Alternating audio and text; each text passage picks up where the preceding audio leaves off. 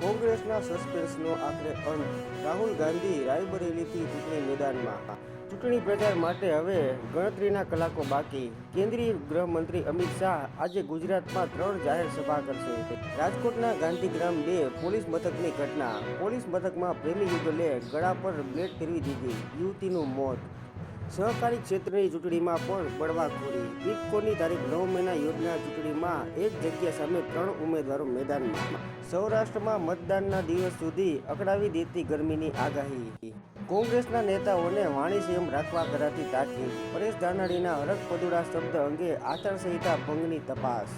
હવેલીઓમાં કરાયા મનમોહક શણગાર. આજે જગતગુરુ વલ્લભાચાર્યજી મહાપ્રભુજીનો 547મો પ્રાગટ્ય મહોત્સવ ભાવભેર ઉજવાશે. આસામના મુખ્યપ્રધાને ફરી રાહુલ પ્રિયંકાને નિશાન બનાવ્યા. રાહુલ પાકિસ્તાનમાં ચૂંટણી લડે તો ચોક્કસ જીતી જાય. હિમંતા. કર્ણાટકના સેક્સ સ્કેન્ડલની પીડિતાઓની આપવીતી. રેવન્નાએ લમડે બંદૂક રાખી રેપ કર્યો, વિડીયો બનાવ્યો. પક્ષની કાર્યકર્તા. રાજ્યની સરકારી અને ગ્રાન્ટેડ માધ્યમિક શાળાના જ્ઞાન સહાયકોનો કોન્ટ્રાક્ટ 11 માસ માટે રિન્યૂ કરવા ઓર્ડર. બંગાળના રાજ્યપાલ સામે મહિલાની શારીરિક શોષણની ફરિયાદથી વિવાદ. આરોપો રાજકીય કાવતરું, રાજ્યપાલનો જવાબ. માતા પિતાને બાળકનું નામ રાહુલ ગાંધી કે લાલુ પ્રસાદ રાખતા અટકાવી ન શકાય, સુપ્રીમ કોર્ટ.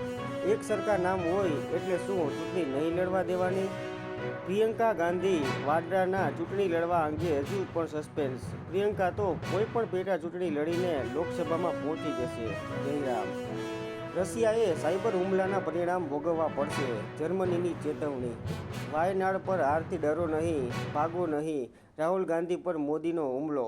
કોંગ્રેસને આ ચૂંટણીમાં 50 બેઠકો પણ નહીં મળે.